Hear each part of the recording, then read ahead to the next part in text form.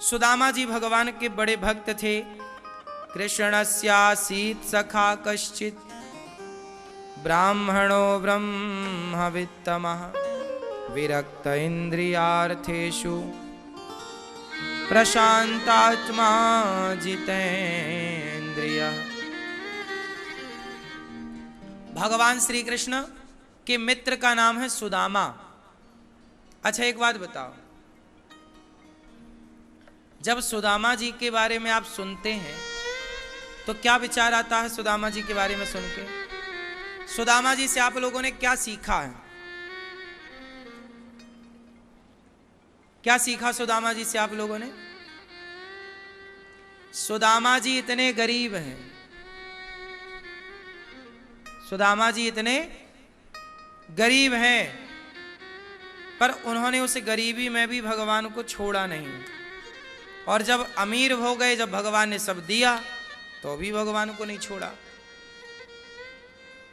हर हाल में भगवान का स्मरण करना, भगवान के आश्रित रहना, यही सुदामा जी की कथा है। सुदामा जी बचपन में इनके माँ गुजर गई, पिताजी की मृत्यु हो गई, अनाथ जैसे हो गए सुदामा जी। सांदीपनि गुरु जी के आश्रम में ये उज्जैन आए और उज्जैन में ये पढ़े। उसी शिक्षा के दौरान सुदामा जी की भगवान श्री कृष्ण से मित्रता हुई।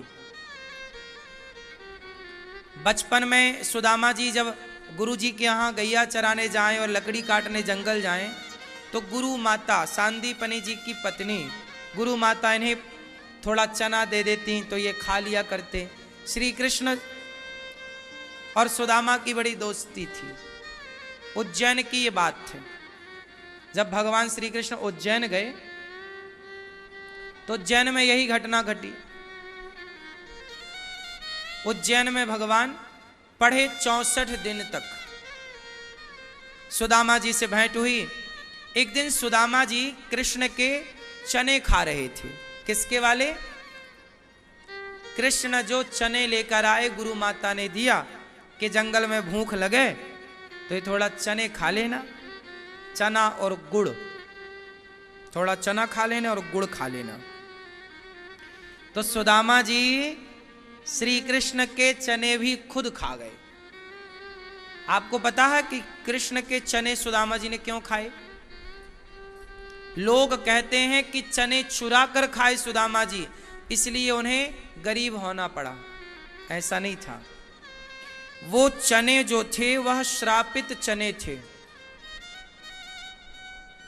घटना कुछ ऐसी थी कि महाकाल मंदिर के बाहर एक बूढ़ी अम्मा भीख मांगने वाली रहती थी। उसे किसी ने भिक्षा में चने दिए, चने भूंजे हुए चने। तो बूढ़ी अम्मा बोली सवेरे खाऊंगी। रात को चोर चने चुरा के ले गए। चोरों को लगा पैसा है, खोलकर देखा तो चने थे। पोटरी फेंक दी। संयोग से चोरों ने पोटरी फेंकी तो वो पोटरी जाकर के गिरी सांदीपनि जी के आश्रम में। गुरु माता की नजर पड़ी, उन्हें लगा बच्चा फेंक गया चना, तो वही चने की पोटरी श्री कृष्ण को पकड़ा दी कि बेटा भूख लगे तो ये चने खा लेना। और वो भीख मांगने वाली मैया नहा धोकर जब गई तो चने देखा, चने थे ही नहीं उसके बिस्तर में। उसे लगा चोर ले गए। तो बूढ़ी अम्मा ने श्राप दे दिया कि मेरे चने मैंने खाने के लिए रखे थे, मेरे चने भी चोरों ने चुरा लिए। मैं श्राप देती हूं, मेरे चने जो खाएगा मेरी तरह गरीब और भिखारी हो जाएगा।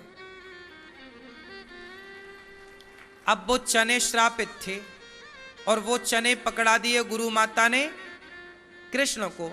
अब यदि कृष्ण वो चने खाते तो गरीब हो जाते।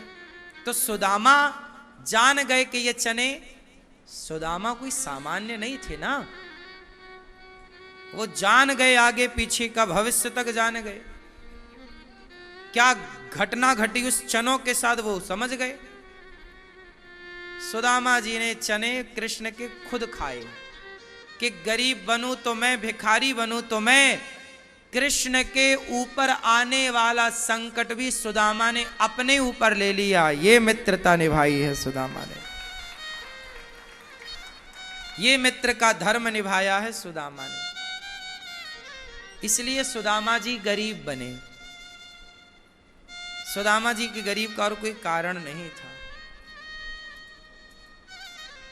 सारी जिंदगी सुदामा जी गरीबी में गुजारे। पत्नी मिल गई, शादी विवाह हुआ बढ़िया, और पत्नी का नाम सुशीला, सुंदर शील वाली, गुणों वाली, सुशील, जिसके अंदर आचरण अच्छा, व्यवहार अच्छा, संस्कार अच्छा, सुशील कन्या। ऐसी कन्या से विवाह हुआ। गरीबी बहुत ज्यादा थी, बच्चे हुए, खाने को रोटी नहीं, भिक्षा मांगकर सुदामा जी लाते। सुदामा जी भिक्षा मांगकर लाते।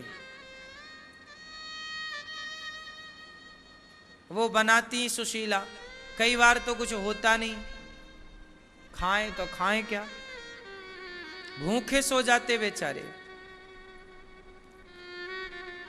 आज सुशीला ने कहा कि आपके मित्र द्वारिकाधीश हैं, दर्शन कराओ, कुछ मांग लो।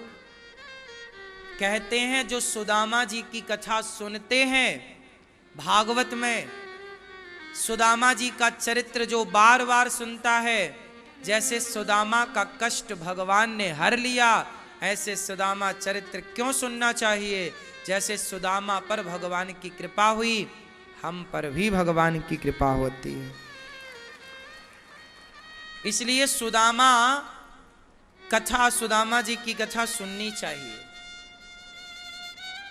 भागवत सुननी चाहिए। जैसे भागवत में कृष्ण जन्मोत्सव होता है, नंद के आनंद भयो। कहते हैं कि जिनके घर में नंदोत्सव होता रहता है, उनके घर में सदा बाल गोपाल के बच्चों के उत्सव होते रहते हैं। मतलब उनके घर में लाला आते रहते हैं, उनका वंश आगे बढ़ता रहता है। तो नंदोत्सव जरूर मनाना चाहिए। तो जब आप भागवत सुनते हैं, जैसे आप लोगों ने पोथी पाठ बिठाई, भागवत जी का पाठ कराया, आपने भागवत सुनी, तो क्या हुआ, आपने उत्सव की कथा भी सुनी। तो आपके घर में बाल गोपाल का उत्सव सदा, मतलब ये कहना चाहता है प्रसंग कि आपके घर में बच्चों की किलकारियां गूंजती रहेंगी, आपके घर में बच्चे आते रहेंगे। कई बार कुछ लोगों के घर में क्या है, संतान नहीं होती, परेशान होते हैं कि एक बेटा हो जाए, पर भागवत जी भगवान की कृपा हो जाए। इसलिए आपने देखा होगा कि जिनको बच्चा नहीं होता उन्हें कहा जाता है गोपाल सहस्त्र नाम का पाठ करो। भागवत गोपाल जी की ही तो कथा है। जब भागवत सुनेंगे तो जैसे यशोदा के लाला भयो, तुम्हारे भी लाला है जाएगो। ये भागवत सब कुछ देती हैं। तो जिन्हें पुत्र चाहिए वो भागवत जरूर सुने, भागवत की सेवा जरूर करें। जिन्हें, अब देखो भगवान की कथा में क्या रुक्मणी मंगल होता है। कौन सा मंगल होता है, रुक्मणी मंगल। ये रुक्मणी मंगल में जैसे भगवान का पति पत्नी का मिलन हुआ, कृष्ण रुक्मणी का, ऐसे भागवत सुनने से जैसे भगवान गृहस्थी में खुश हैं रुक्मणी माँ के साथ, ऐसे आपकी गृहस्थी भी भगवान की तरह प्रसन्न चित्त से गुजरेगी। आपके घर में भी नाना प्रकार के मंगल होंगे। ठीक है, तो रुक्मणी मंगल की कथा आपने सुनी तो आपकी गृहस्थी भी मंगलमयी होगी। ये भागवत जी सुनने से आपकी गृहस्थी बढ़िया होती है, घर के बाल गोपाल सुरक्षित होते हैं। भागवत जी का एक सुरक्षा कवच जो आपके गृहस्थी की, आपके बच्चों की, आपकी रक्षा करता है।